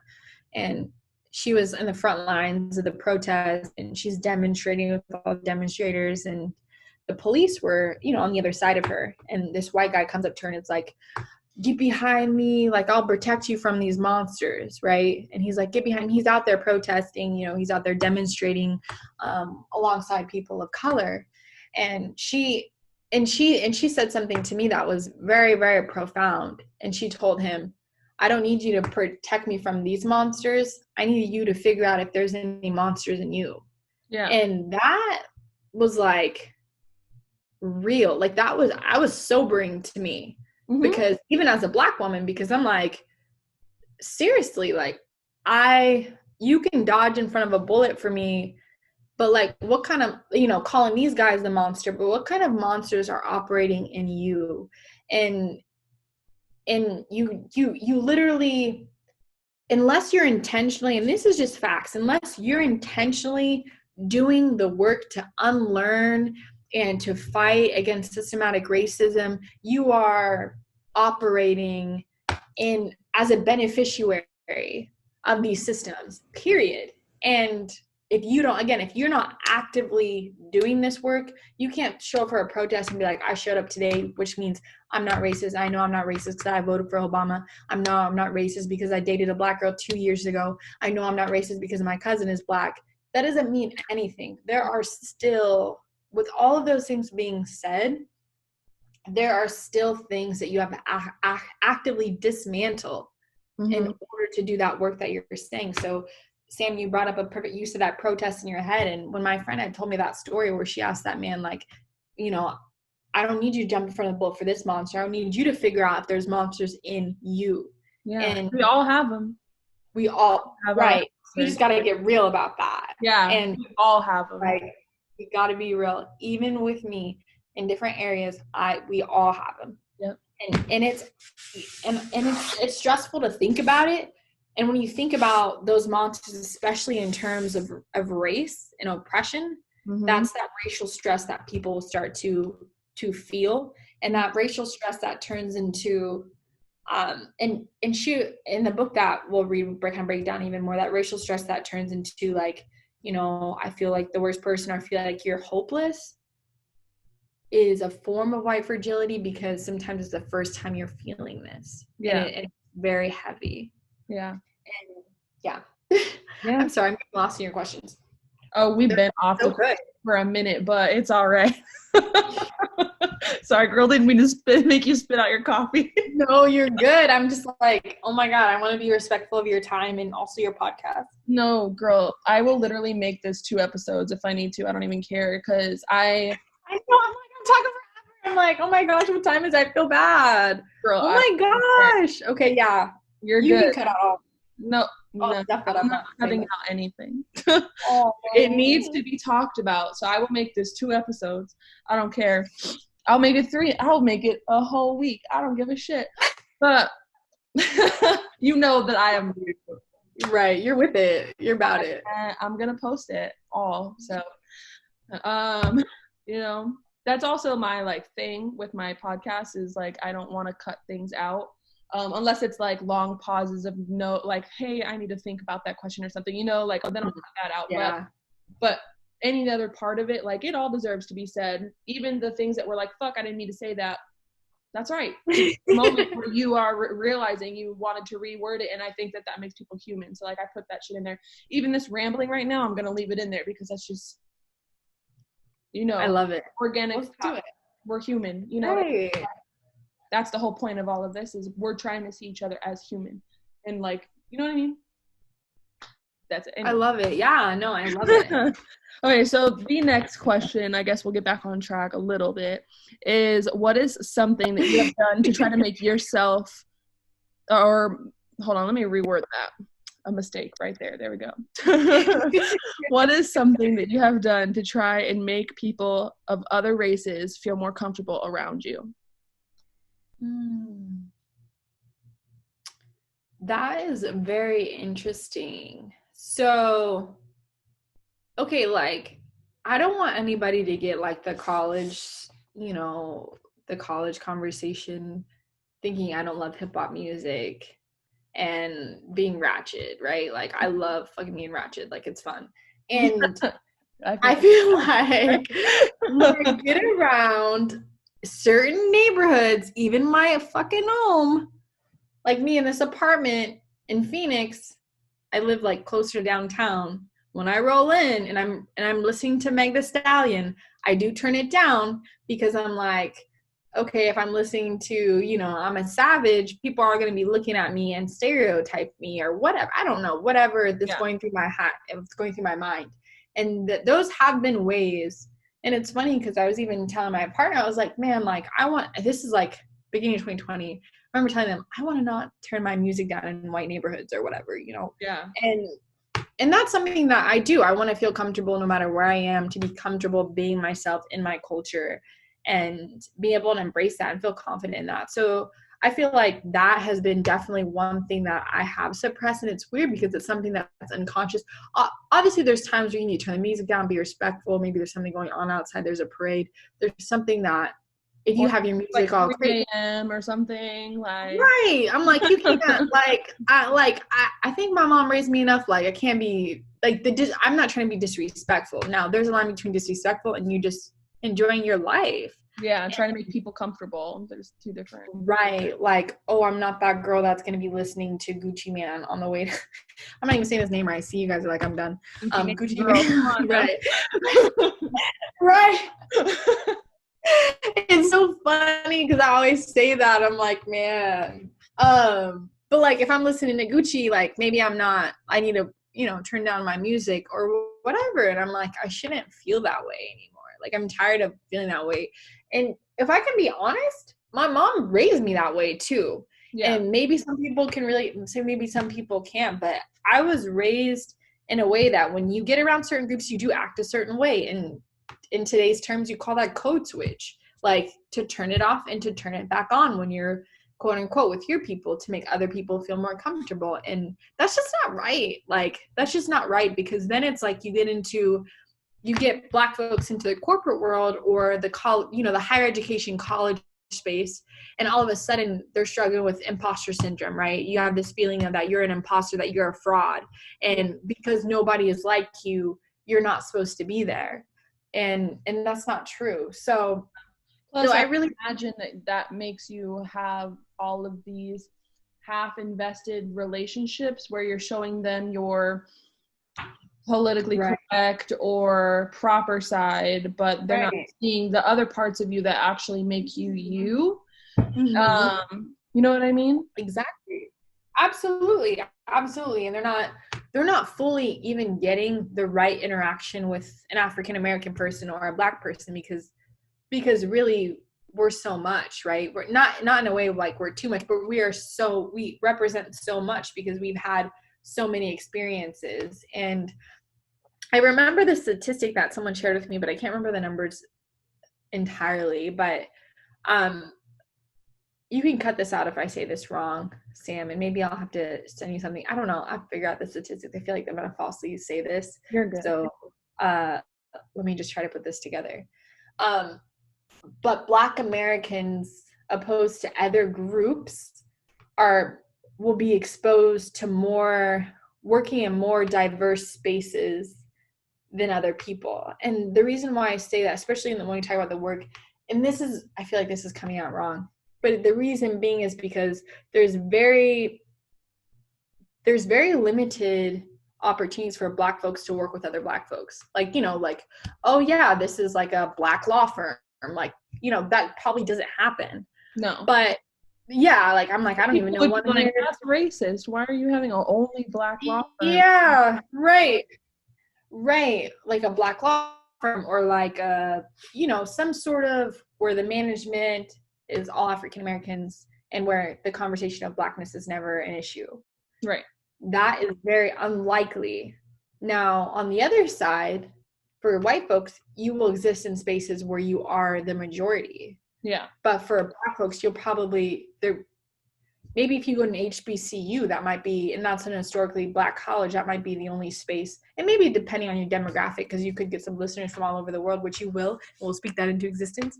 And if you're I learned about an HBCU during this podcast. I didn't even know that was a thing. And then the last 3 people have talked about it. And I'm like, what? Oh, no way. That's dope. I'm learning so much, literally. And I'm obsessed. Wow. Teach me all the things, but also as they come out. I love that. I love it too. That's so cool. That's crazy. Yeah. Yeah, like HBCUs are probably the only space where you get Black folks working with other Black folks, but in the majority sense, right? So that's why I say, statistically Black folks. And again, I can't quote you. Maybe I can find research that way. I don't know. I'll put it at the description. I don't know. But anyway, that. This is an organic, easy, open conversation. Thank you. I love it. I'm like, number. I love it. Go look it up yourself. Okay. Go look it up yourself. I really F with that because I'm so sometimes I'm like, But if we could be honest too, just look around your workplace. To be real, I don't even have to throw the statistics to really tell you. So that's fair. Just look it up yourself. People that are Black at my job. Yeah, and it's just look around. We probably don't even have to look at the statistics to try to understand that Black folks are going to interact with outside of the race, different colors of people in the workplace, other than the other way around. And that's why I mentioned that, just because we're talking a little bit about imposter syndrome and things like that. So that code switching, when I mean code switch, I mean basic, you get in one group. Oh my God, I'm hearing people scream. I live close to downtown Phoenix, so it gets crazy. I live right next to the light rail, so it gets nuts sometimes at night. So, sorry, I just paused because I literally hear someone screaming on top of their lungs. But I'm sure my partner's already outside being like, what? Sorry to interrupt, but it's crazy out there sometimes. But anyway, yeah, I lost my train of thought, but it's cool. You're talking about imposter syndrome. What was that? You were talking about imposter syndrome. Yeah, just imposter syndrome and that basically what I was sharing just about Black folks in the workspace, imposter syndrome, code switching when you get around one group of people, you use this language, you get around another group of people, you use a different language. And that's just because culturally, you know, when I, you know, if I go, you know, in front of this person, I'm not going to be like, yo, what's good? But like, sometimes I do tell my friends that, you know, I'm like, hey, yo, what's good? Or like, yo, what's up? Or something like that. Like, obviously there's a way to be professional, but sometimes there's just language that is used amongst groups of people that you're akin to, so you're typed to, you know. So even when I'm like, hey, what's up, girl? Like, it's just the way that I approach people that, you know, that I trust, and that I can approach them like that. But maybe there might be someone else, and we're not, and when I say like what's up, girl, I'm saying outside of like pronouns and things like that, like, you know, like people who, what I wouldn't just call anybody that, like, you know, if that's not something that you identify with. But you know, someone else might think that as like, why are you being too whatever? So it's like, maybe I'll be like, hey, how are you, opposed to what's up, girl. So it's just, yeah, it's very, that in itself is really draining. But yeah. So the next question is, what are 3 of your favorite or must follow IG accounts right now? Oh my gosh, I have to get out my phone. I should have actually saved this question so that way I didn't have to look at my phone. Must follow IG accounts. This is a really good question because there are a lot of people posting such good things, like just in life. What was that? I was trying really hard to think of like I wanted a good mix of important questions to fun, to creative, to like sharing more Black lives. Right. I don't know. I tried. Right. Okay. So one of my favorite, I don't even know if you call them an influencer. So one of my heroes, I guess, from a distance, because I don't know this person personally, but I do read their work. It's a best-selling author who's also the ex-editor of Teen Vogue. She used to be the editor of Teen Vogue. She has a degree in like journalism and has like a pop-up Instagram. And her name is Elaine Welderoth. And she posts the most amazing things. Not only really encouraging things, but just things that honestly like inspire me and make me feel like I can do the most, but in all the most positive ways. Rather that's like she has videos of her dancing, being herself. She has video of her quarantine wedding. She has videos of her giving like excerpts of her book. So she's very empowering. So that's one person. Another person that I literally cannot live without is Aurora James. So Aurora James is just at Aurora James, and then the same thing for Elaine Welderoth. She has kind of hard for me to say her last name.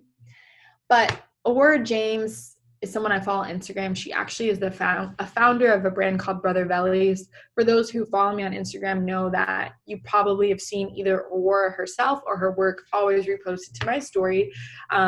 So Brother Vellies is just a clothing brand, but it is economical, and it's all made by local artisans.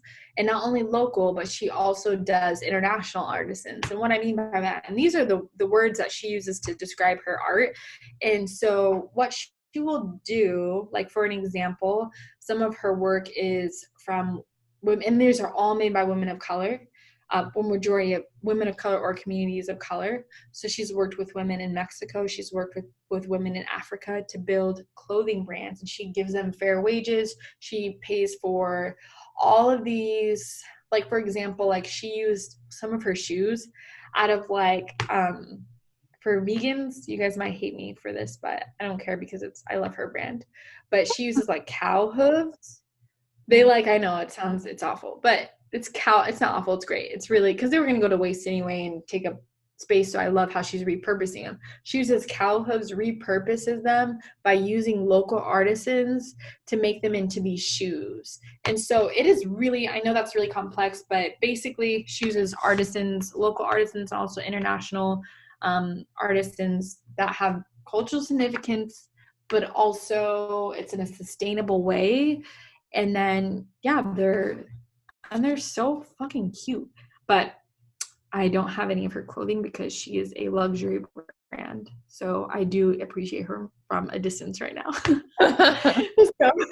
So right now I can't afford her shoes. But I know when I buy a pair, she's going to pay all these women that are, you know, doing all these great work around the world for her. And it's just, she's amazing. So those are two people.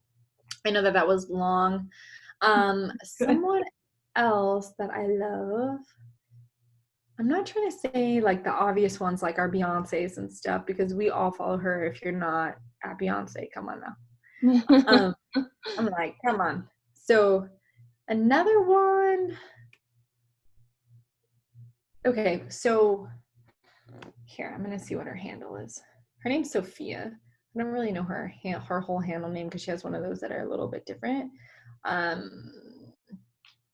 Okay, so Sophia Rowe, and it's just Sophia_Rowe. And Sophia Rowe is also a influencer, but she is more like a holistic food. She's kind of like a foodie. And from the beginning, I kind of shared that I'm interested in like, well, not definitely interested, but I live like a plant-based diet. So you'll see a lot of her cooking is like whole foods and things like that. But not only that, she literally is just like this holistic perspective on all kinds of things like teas. I'm looking at her Instagram right now. She just shares pictures about like farmers markets, hair. Like she has like long curly hair. And I love Sophia Rowe. She's someone I followed for a while. It's cool when you can watch people get more famous over time. She's someone that I've watched get famous over time. So at least on social media, being more of an influencer. So Sophia, just like the normal spelling of Sophia _ Rowe, ROE. She's really dope. Sorry, my dogs are barking like crazy. I'm gonna have to cut this part out. I tried to put myself on mute, but that's no, you're okay. I feel bad. I know the dog bite. Hold on 1 second.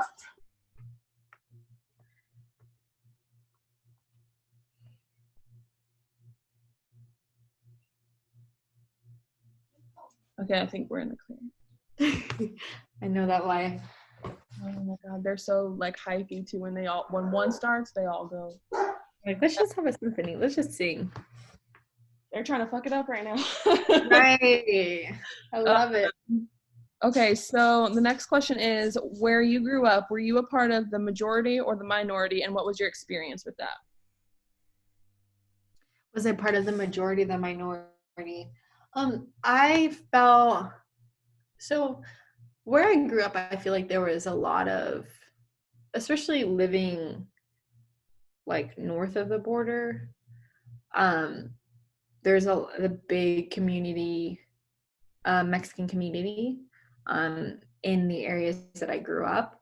So there was a lot of heavy Mexican community. There's pretty much three groups of people I grew up with: white folks, black folks, Mexican community. So there wasn't a ton of black folks. So I did feel like the minority, especially just because like I was probably the only black kid in my class. And it usually was always that way. And if it wasn't me, there was maybe one other person. But I wasn't, definitely not the majority. So yeah. And what was your experience with that? Did you ever get bullied for that or anything in school? Yeah, so I also got bullied for other things outside of being a person of being black. Because I grew up, the reason why I say being black opposed to being a person of color, because I did grow up with other people of color. And a lot of times they were my good friends. You know, I had really positive experiences, especially with, folks that were in my class, especially if they were other people of color. Now, no matter what, and this is just real, when there are within cultures different, I honestly don't even know how to say this, Sam, but like they authentic, it's all good. They like their acceptance to Blackness is different. So like maybe like I had some really, especially in elementary school, I had some really close friends that were Black and brown. And I had a couple really good white friends, and that was really cool too. I feel like I'm getting off topic. I might have to start over on this question. The question was like if it impacted me or how it impacted me. Yeah, do you like how where you grew up impacted you by being either the minority or the majority? Okay, thank you. That helped so much. So I feel like, so I'll share a scenario. So I feel like growing up, my history teacher when I was in 7th grade was another person of color, but they weren't Black. And so I'm not saying that they were operating out of any, whatever, but I remember sitting in history class and my teacher telling the class that there would never be a Black president. Like, I remember that, but I know if that had been a Black teacher, they would have never said that. Or if that would have went to a Black school, they would never say that, because they would be there more for depositing hope into, rather they believe that or not, they would have been more towards the angle of trying to deposit hope and self-love and belief that anybody is good enough to be president. Right. And I think that is just an example of how when I felt like I was the minority in a lot of the schools that I went to, and every school that I went to, all the way up until college,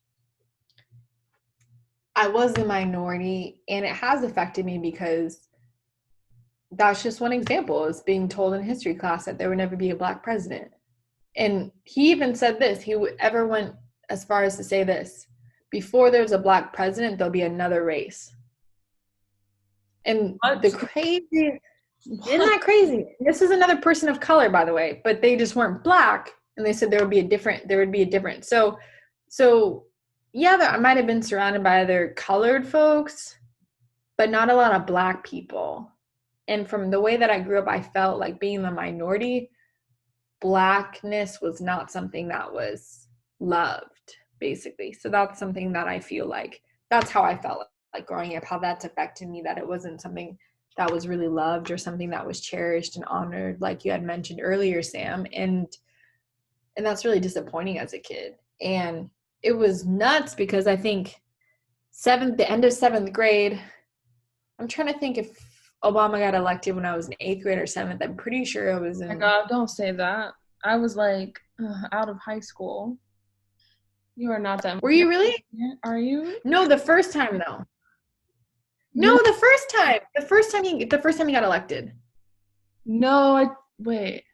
You had to still be in high school or something. Young, you maybe even younger than that, because the second time he was, he was going to be elected, I wasn't old enough to vote. I was probably like about 17. Now after that, yeah, the first time you were still in high school. Basically, you were, yeah.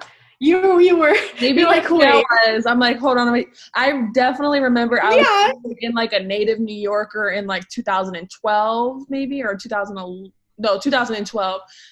And now that I'm thinking about it, I think it might have been the second time. So maybe I'm wrong. You might be. Yeah, I was probably the second time.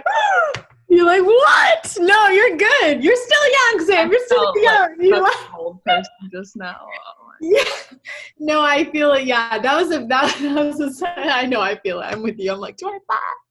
No, but the first time he got elected, I either had to be 7th or 8th grade. I don't really remember, but basically shortly after that, he had got elected. So it was just like, man, this was the first. Obama was rather you agree with the politics or not, hear the facts, he is the first person of color to ever be president, period.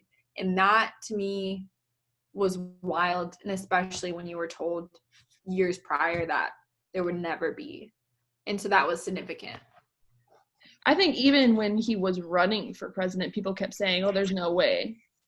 They were saying, I remember that there was talk all over the place, like, oh, there's no way that he would. It's cool that he got that far, that he got to run. That's cool. But, it'll probably take a couple more times of a Black person running to finally get it. That far. but he did it, and yeah, history, man. That's crazy. We lived through a lot of history, Sam. It's crazy. I know. I feel like does everybody live through this much in their life? I know. We've experienced so much history that it's 2020. Like, fuck. Seriously, we lived through a pandemic. We lived through a black president. We lived through, equal rights and marriage. You know what I mean? Wildfires in Australia. Like, we all forgot about that shit by now. Like, right. I'm like, man, we've lived through so much that I need to write a book. I need a break. But and a break. Yeah. What beauty standards did you grow up seeing? That's a good one. So, beauty standards. So, I didn't get a lot of perms growing up because my hair was always really fine. So, like my mom already knew if she put a perm in, it would just break out. But I did, or break off, because that's just what your hair will do if you put a lot of chemicals in it. And everybody knows that. That's like no bueno. So, I never really had permed hair, but straight hair through a straightener was definitely something that I seen. And non-natural hair, I think. I think the natural hair movement, I feel like started to spark up when I was in high school, really. And I didn't really adopt it until after high school. And I'm 25. So it's crazy because, like, no one around me, none of my aunts, nobody I knew were rocking, like, natural hair. Like, if you were black, you had what I have in my head right now: braids, weave, extensions, some kind of protective style, or it was just not a curly fro. Now you can see more women, more black women, and even a lot more curly hairs across the spectrum be able to embrace that natural hair movement. And that's powerful. That's a beauty standard that I feel that I grew up in that has had just such a big impact on my life that I didn't know it did, but it played a lot. And I was engraved with a lot of, believe it or not, like a lot of anti-blackness, just the way that I was socialized. And I had to unlearn that. And part of that is just to be like, this hair that grows out of my head is natural and it's beautiful. And, when I stopped straightening my hair, I remember a lot of people ask, and a lot of people still are my hair curly, like, do you ever straighten your hair? And to me, that's a weird question because you're asking me to do something very unnatural out of my head. Like, I wouldn't go up to somebody who has straight hair and say, do you ever perm your hair? Why? That's unnatural. It will ruin your hair. I mean, depending on who does it, but like, you probably shouldn't do that because it's not natural to what grows out of your head. It's not the healthiest thing for your hair. And to be honest, that's my perception when people ask me, like, do you ever straighten your hair? I'm like, well, do you ever perm your hair? Probably not, because it's not how it grows naturally. And that's something beauty stand, I feel like that perpetuated and haunted me for a long time, that now I feel like is like a form of a crown, right? So it's definitely different now, because if I have a kid, if I decide to have a child, they're going to come out with coarse hair. So I need to, if I'm going to one day deposit love into a different human, I need to be able to love me, my humanness, my experience. That's one thing. That you say that, like, another thing that I would say that. Oh, sorry. My internet's no, you're good. too, like, no. So it's like all behind. I'm like, fuck, my bad. But I love that you said that your hair, you wear it like a crown. Like, I hope that that's what we start to teach young black women. It's like, wear that hair like a crown. You know what I mean? Yeah. Wear it like a crown. Like, it is a crown, and it's fucking awesome to wear your hair like that and, like, be so beautifully, openly, diversely you. I love it. And I just wish I could shake every teenager and be like, wear your furrow.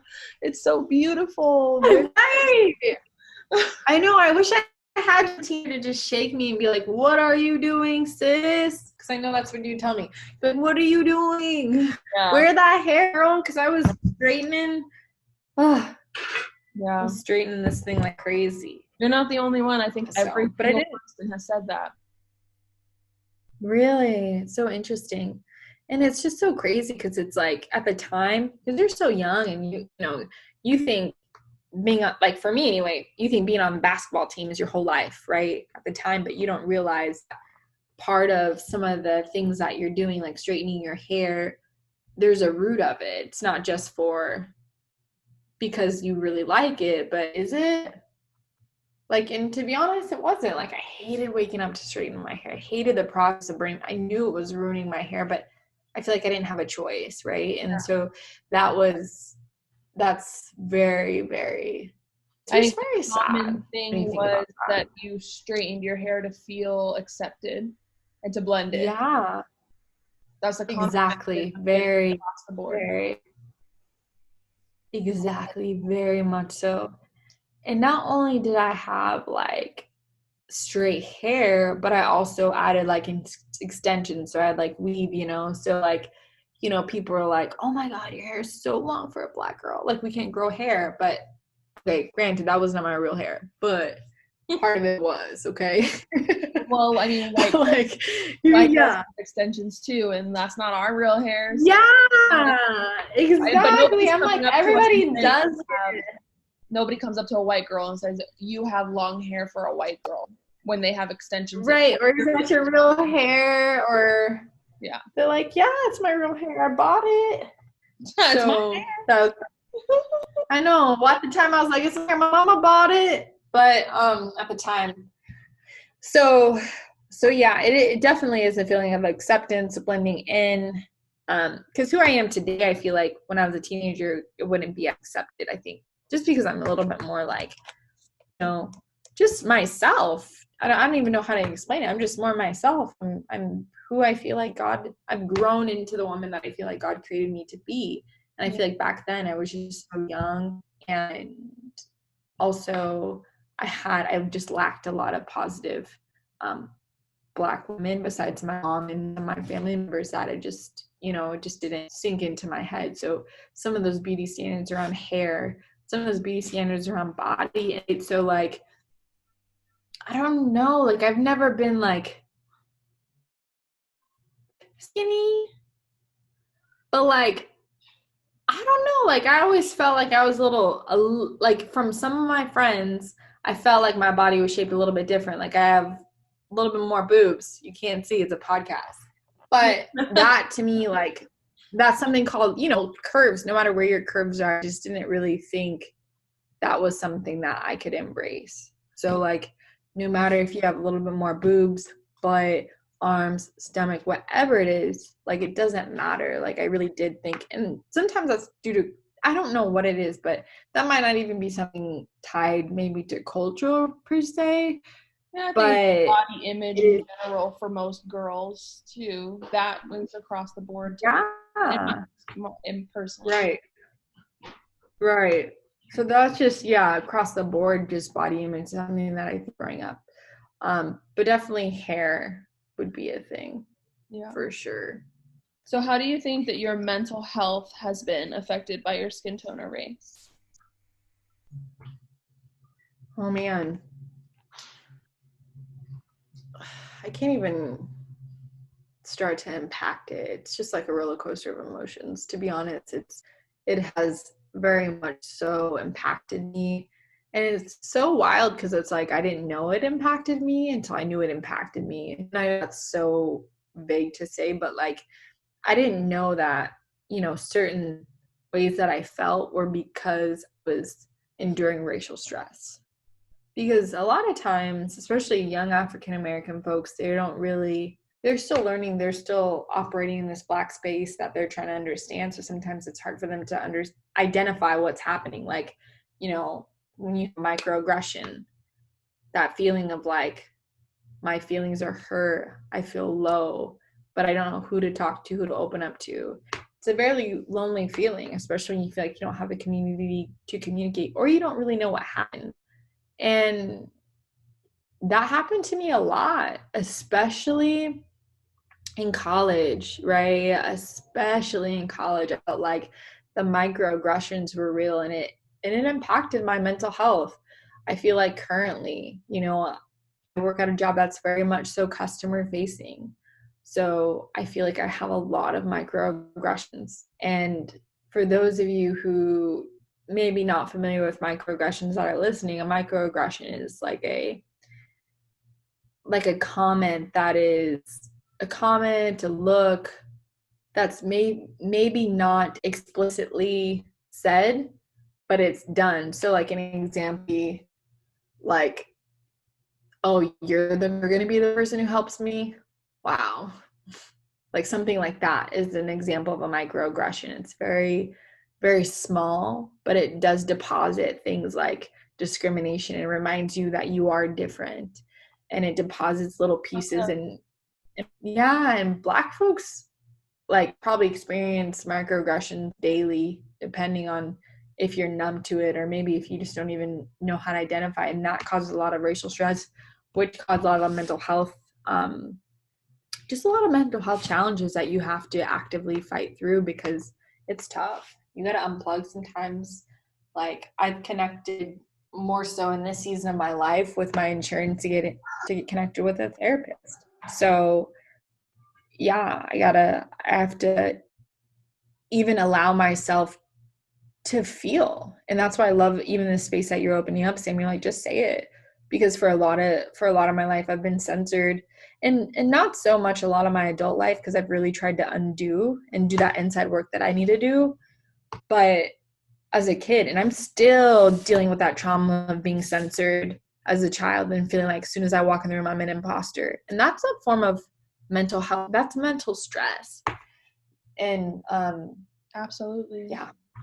Yeah. So definitely impacted me. How are you staying strong and doing self-care during this time? Oh my gosh, self-care. So I have a dog. Dogs are beautiful, honestly. like I try to tell my friends everybody needs a dog. Now, nobody has to listen to me, but hell yeah, they do. But me and my sister, I know me and my sister relate to this a lot too. Together we talk about it. Like, my dog is a comfort zone for me, to be honest. Like, even when I'm watching or seeing something or writing, my dog is sitting on my lap. He's a little pug, so he's a little smaller, so he just cuddles up next to me and just sits next to me. He is a service animal, so he's very much so registered to be able to comfort me, and he really does. That's one way, is animal. I connect a lot to my dog and animals. I do try to journal. I keep a journal, and I get raw in my journal. You know, I say things, you know, that only I wish I could shout from the rooftops without feeling any judgment at all. Mm-hmm. I'm a faith person. I pray. I have to pray. I have to look up to the ceiling and ask God, and sometimes cuss at God and do all those things, you know. And sometimes my prayers sound more like a rap video than it does, you know, whatever. Like, let's be real, but I really have to. I'm like, God, what the fuck, you know? So yeah, I have to do that. I have to pray. I have to meditate. My way of meditation a lot of times is, rather it's scripturally, or if it's just sitting on a thought that I think and asking myself why I feel that, and just mentally feeling every part of my body. And that takes a long time to do, and especially if you haven't done meditation before, sometimes it's hard to train your mind to come back, because it'll try to wander. But do that work if you haven't, because it's very good. And another thing too that I like to do is taking my diet, taking food really seriously has helped me with like self-care. So I'm really passionate about plant-based. I'm becoming more passionate about juicing recently. I've started fasting more, giving myself time to, you know, sober up my body, even from food, to be able to focus on what's in front of me. So that was long, but fasting, praying, journaling, dogs. Max, come on, somebody. What else do you need for self-care? That's all. I'm like, that's all we need. And running, I don't know, exercising. I love that. If you had $1 million to donate to a charity right now, which would you donate to and why? So if I can donate $1 million, it would be to a local charity. That's called Grateful Hearts, and it's been around for a while. And it actually is located downtown. And it's from this girl that I actually work with. She's not a girl, she's actually a professor at one of the at one of the colleges. She's a retired professor but still teaches a few classes. And it's called Grateful Hearts, and she feeds over 150 homeless people every week. And we work together too. So this is just like kind of like their side hustle. Not even a hustle because it's a nonprofit and she just gets donations. But one day I would love for Grateful Hearts to have their own facility to not only feed homeless folks, but also house homeless folks and like build that idea out, because it reaches 150 people a week and it's low, but I would donate $1 million there. Maybe, oh my God, you only pick one place, so that would be my one place. And this is someone that I've known for a few years, and it's interesting seeing people do that work. Yeah. And passion and how people's lives change on such a small scale. And if only they had something like $1 million, how much more would they do, with that? And Grateful Hearts. Love that. What's something most people that do not know about you? Okay, I think something a lot of people don't know, I did mention this podcast, but a lot of people don't really know this, is that I do have 5 adopted siblings. People don't really know that. Yeah. And people don't really know that I want to adopt kids one day. Like, that's kind of like a big passion. That's something that's big on my heart. It's something that's part of, I feel like, my journey in life, part of my purpose. We'll have to talk about that outside as well, because now that I'm kind of in that industry with adoption and foster, I have some insight for you before you get on that journey. Let me help you. Yeah, we'll connect. We'll connect, because one of my goals is I do want to just get through a master's degree first, but I definitely want to adopt before I'm 30. So we're going to be connected. We're already connected for life, but I'm going to need your help in that way too, because I want to be. And I have 2 adopted brothers and I have 3 adopted sisters. And the youngest one is 6. The oldest one is 15. So, that's something that's really cool. That's awesome. About my life that a lot of people don't know. One thing, this has to do with my family too, that a lot of people don't know. So part of the reason, like, I ride really heavy for LGBTQ plus community. I care a fucking lot about those people because they're people and I love them. But part of the reason is because my grandma, I appreciate that. Yeah, of course. I ride for you. And part of that is because my grandma is actually basically married right now to a woman that she's been with for over like 22 years. And so I grew up with 2 grandmas. And a lot of people are like, well, what happened to your grandpa? And he died. I'm not laughing, but I'm going to tell you why I'm laughing. He did die, and RIP to my grandpa, because I know he's proud, and he was an African-American man, and my grandma's a white woman. And this is on my dad's side. They had a baby, had my dad, so my dad's mixed, right? He's biracial. My grandma lived a lot of her life in Compton. So a lot of my family is from Compton, California. And when my grandpa died, he died from a brain aneurysm. That's not something that you would die from today. Like, there are ways around it to get past a brain aneurysm. And this is really TMI, but it's a podcast. My grandma told me this. And there's a lot of people don't know this, but it's kind of interesting. But he died during a brain aneurysm while they were having sex. Oh. That's not funny. I'm sorry. So I was just not expecting No, that. I laughed. You're okay. I know my grandpa is the happiest man. Every man wishes that they leave the earth that way. Like, how many people die in the middle of sex? You're not wrong. So, worst ways to go out. Right. Just to say she had that killer blank. And I'm gonna let you fill that in. And every time I look at my grandma, I'm like, okay, grandma, you had that killer. And R.I.P. to my grandpa, he was a great man. And I know he's laughing in heaven right now too, and that's okay. We can laugh at that right now. But at the time, it was scary as shit, I'm sure, for the both of them. So yeah, that is a little bit about my grandma, a little bit about my family, and they have made me who I am. I think they've made me more compassionate. Again, like I said, my grandma is white, but she has taught me a lot about race. She's taught me a lot about loving people. She's taught me a lot about diversity. She's taught me a lot about meditation and kindness and peace. So, I love that. yes. What are some ways that the listeners could support you, whether that be through Instagram or any companies that you're affiliated with, podcasts, YouTube, anything like that? Y'all can follow me on Instagram, and if I ever have projects coming up, like, please DM me. I feel like I'm really approachable. I'm usually really kind. Like, usually, like, I don't feel like I'm mean. So please DM me. Don't be a stranger. I'll give you my Instagram handle. It's at Jaideen Cobb. You can follow my Twitter at Jaideen Cobb. If you guys are curious of getting into tech, if you have questions about school, whatever it is, just DM me. Even if you don't know me, like, I love stuff like that and helping wherever I can. So yeah. Jaideen will help you find a career that'll change your life for sure. I can attest to that. Okay, and the final question is advice that you would like to give to the future generations and what action you would like to see next in the Black Lives Matter movement. I say this quote really often, but I really do live by this. And this is a Martin Luther King quote. I know some of us are tired of those quotes, but he says some real stuff, you know?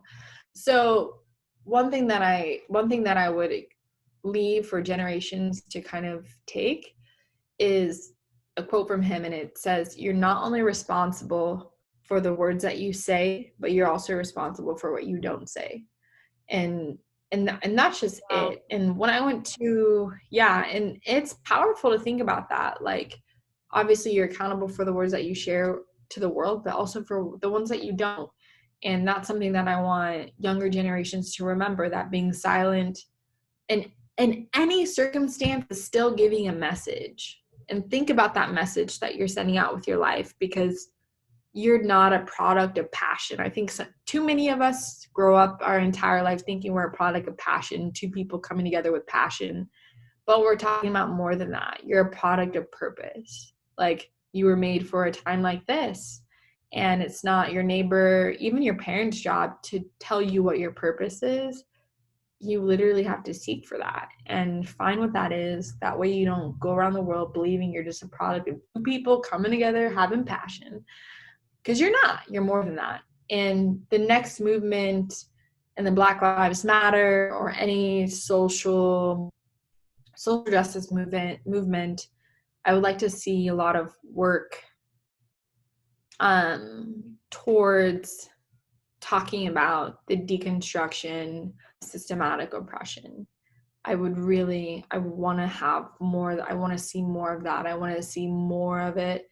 It's happening already, and I don't know about it because I'm only one person. There's 7 billion of you guys around the world. Yeah. But I want to see more of that. I want more of that, you know? Well, yeah, I love this moment. Thank you so much for sharing your platform, and thank you to all your listeners that are going to get a chance to tune in and to not only hear your passion, but for opening up space in their heart to hear me out. It meant a lot to me to get to talk to you. And of course, like, I am fully aware and respectful that this is hard to talk about sometimes and very emotionally fatiguing time. And I just appreciate you going above and beyond and using your voice to have an open conversation with me. And I learned things today, and I appreciate that. I love you. I love this. Thank you. I love you, and I love this too.